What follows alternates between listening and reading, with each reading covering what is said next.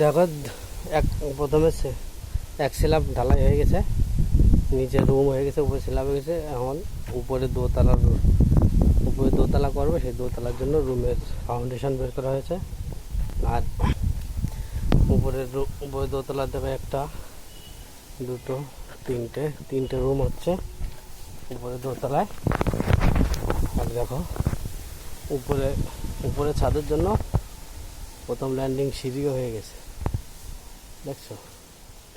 আর এটা ছাদ, ওটা নিচে যাওয়ার নিচের রাস্তা। একটা সিঁড়ি, দুটো সিঁড়ি, উপরে ছাদে ওঠার সিঁড়ি। উপরের ছাদে ওঠার প্রথম সিঁড়ি হয়ে গেছে। উপরের তিনটে রুম বের করা হয়েছে। অর্ধেক কেবল জানলা লেভেল অব্দি গাঁথা হয়েছে, এর উপরে আবার গাঁথা হবে।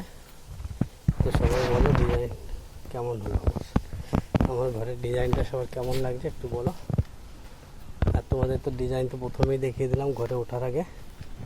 আর এই যে নিচে বালি আছে, বালিগুলো দিয়ে এবার এই নিচের ঘরটা প্লাস্টার করা শুরু করব। তারপরে সামনের প্লাস্টার হয়ে গেলে তারপর সামনের বছর ইচ্ছা আছে সামনের বার উপরে ঘর করবো। দেখা যাক ভগবান কতদূর করে। তো সবাই বলো যে কেমন লাগলো আমার ঘরের ডিজাইনটা। Tata, bye bye.